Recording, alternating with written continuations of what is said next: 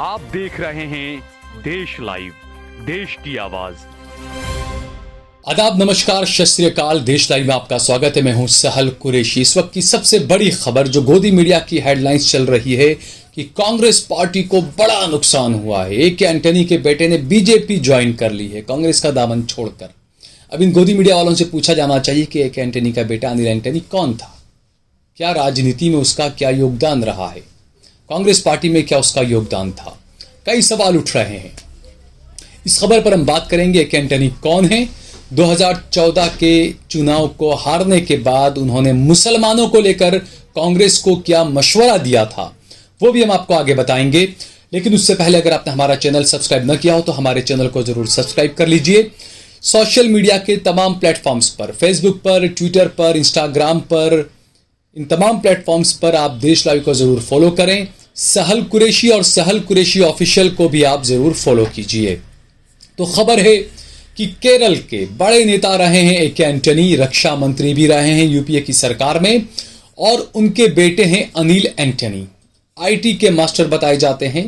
और जब बीबीसी की डॉक्यूमेंट्री जो आई थी मोदी को लेकर, उस वक्त कई जगहों पे उसकी स्क्रीनिंग की जा रही थी और उस वक्त एंटनी के बेटे यही अनिल एंटनी ने इसका विरोध किया था। उन्होंने कहा था कि नहीं, मोदी से जुड़ी हुई ये डॉक्यूमेंट्री नहीं दिखाई जानी चाहिए।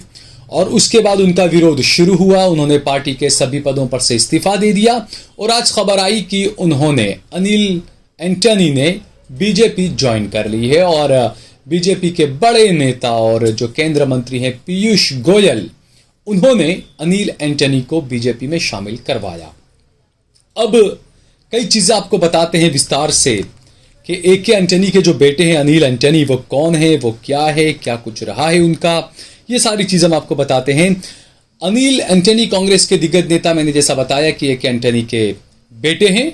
और ए के एंटनी ने 2014 के अंदर जब लोकसभा का चुनाव हारी बीजेपी, तो एक एंटनी कमेटी की रिपोर्ट आई थी और उसमें ए के एंटनी ने कांग्रेस को डुबोने वाली रिपोर्ट दी थी।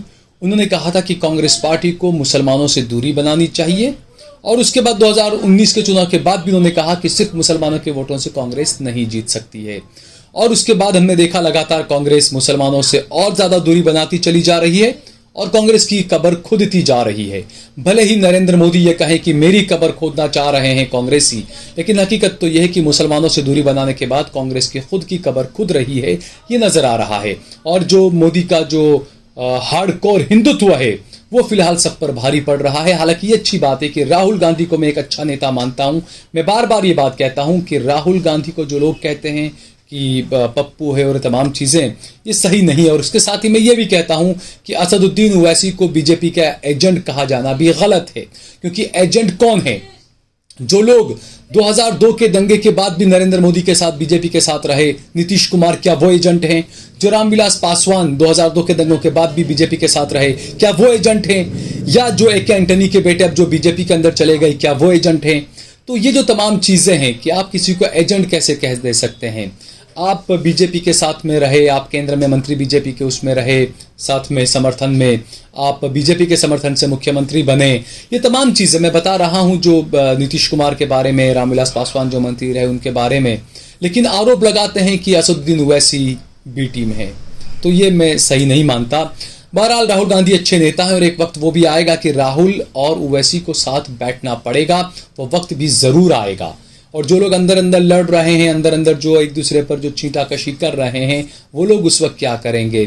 जो लोग कांग्रेस के हैं, जो ओवैसी को गाली देते हैं, कल उन्हें ओवैसी का झंडा लेकर शायद चलना पड़े। या जो लोग ओवैसी के समर्थक हैं वो कांग्रेस को गाली देते हैं, हो सकता है कल उन्हें समर्थन में आकर राहुल गांधी का झंडा लेकर चलना पड़े। ये राजनीति है, यहाँ पर सब कुछ चलता है। तो हम बात कर रहे हैं अनिल एंटनी की। साल 2000 में तिरुवनंतपुरम के कॉलेज ऑफ इंजीनियरिंग से बीटेक की डिग्री अनिल ने हासिल की और उसके बाद उन्होंने मास्टर डिग्री स्टैनफोर्ड यूनिवर्सिटी से हासिल की।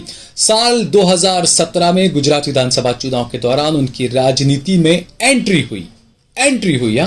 कैसे हुई, क्या हुई, वो एक अलग बात है। वहीं लोकसभा चुनाव 2019 के दौरान उन्होंने केरल में कांग्रेस का डिजिटल मीडिया कोऑर्डिनेटर उन्हें बनाया गया था। कांग्रेस की जो सोशल मीडिया के कैंपेन है, काफी कमजोर कांग्रेस क्यों है, क्यों थी? अनिल एंटनी जब थे तब तक कांग्रेस मुझे सोशल मीडिया में काफ़ी कमज़ोर लगती थी। अब थोड़ी बहुत कांग्रेस मजबूत नज़र आ रही है सोशल मीडिया में। तो ये भी कहा जाता है कि कुछ लोग जा रहे हैं तो उन्हें जाने देना चाहिए। तो ये जो चीज़ें थी, और जैसे मैंने बताया कि बीबीसी की जो डॉक्यूमेंट्री थी उसका उन्होंने विरोध किया था, कहा था कि नहीं, जो डॉक्यूमेंट्री थी मोदी द इंडिया क्वेश्चन, ये जो डॉक्यूमेंट्री बीबीसी ने बनाई थी गुजरात दंगों को लेकर, और 2014 में नरेंद्र मोदी के प्रधानमंत्री बनने के बाद जो देश के हालात हुए, मुसलमानों की जो मॉब लिंचिंग की गई, मुसलमानों को जिस तरीके से प्रताड़ित किया गया, उसको लेकर ये डॉक्यूमेंट्री बनी थी, जिसका विरोध ए.के. एंटनी के बेटे अनिल एंटनी ने किया था। ये कांग्रेस के जो तिरुवनंतपुरम से जो सांसद हैं शशि थरूर, उनके भी काफ़ी करीबी माने जाते हैं। जब इन्होंने कांग्रेस के सभी पदों से इस्तीफा दिया तो उन्होंने उस वक्त शशि थरूर की तारीफ भी की थी और ये बताया था कि शशि थरूर मुझे गाइड करते हैं। तो क्या शशि थरूर ने इनसे कहा था कि आप बीजेपी ज्वाइन कर लें? और जो शशि थरूर, जिनकी बीवी के लिए प्रधानमंत्री नरेंद्र मोदी ने कहा था 50 करोड़ रुपए की गर्लफ्रेंड, मानहानि का कोई केस नरेंद्र मोदी पे नहीं हुआ, वो एक अलग बात है, वो केस शशि थरूर पर हमेशा लटक रहा है। तो क्या आने वाले वक्त में, क्योंकि बीजेपी का जो एजेंडा है कि 400 प्लस सीटें लोकसभा चुनाव 2024 में जीतनी है, तो उससे पहले साउथ, दक्षिण भारत एक अहम मुद्दा है। मैंने अपनी पिछली खबरों में लगातार बताया कि इस बार दक्षिण भारत में बीजेपी काफ़ी कुछ ज़्यादा करने वाली है। जिस तरीके से साउथ के जो हीरो हीरोइन, जो एक्टर एक्ट्रेसेस जो मिल रहे हैं नरेंद्र मोदी से, ये तमाम चीज़ें ये बता रही है। और जिस तरीके से आरिफ मोहम्मद खान को केरल का गवर्नर बनाया गया, एक मुस्लिम चेहरे को वहाँ का गवर्नर बनाया गया, उसके बाद इन्होंने जो भाषण दिए, बुर्के का विवाद हो, केरल के अंदर जो हिंदुत्व का प्रचार प्रसार जो बढ़ रहा है, जिस तरीके से यात्रा रैली निकली केरल के अंदर, मुसलमानों को उसमें उल्टा सीधा कहा गया। पहले ये सब नहीं हुआ करता था।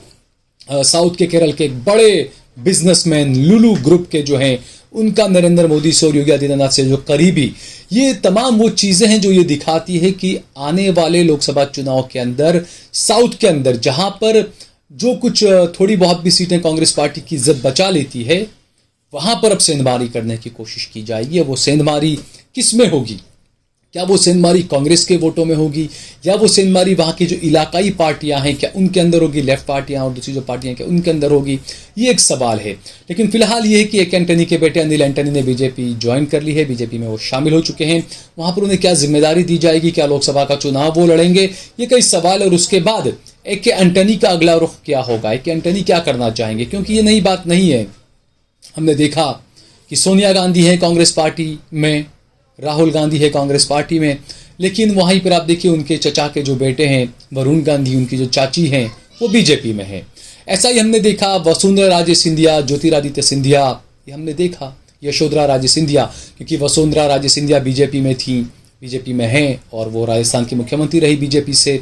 यशोधरा राजे सिंधिया बीजेपी की नेता हैं और मध्य प्रदेश में मंत्री, कैबिनेट में मध्य प्रदेश सरकार में। और इसके अलावा ज्योतिरादित्य सिंधिया थे, वो बरसों तक, वो आप देखिए उनके पिता भी जो थे माधवराव सिंधिया, वो कांग्रेस पार्टी में रहे।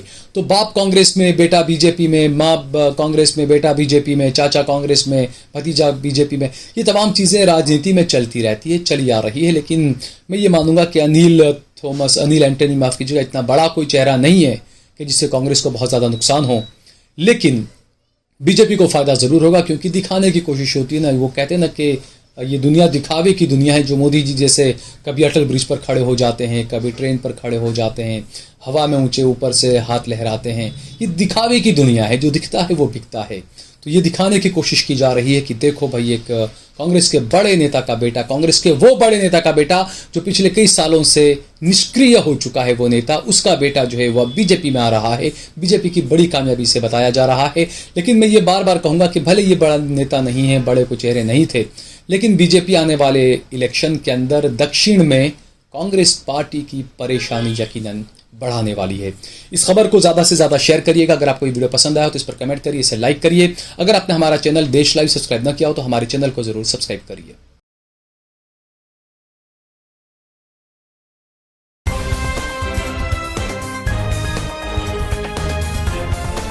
देश और दुनिया की तमाम छोटी और बड़ी खबरों के लिए हमारे चैनल को सब्सक्राइब करना न भूलें और बेल का बटन जरूर दबाएं।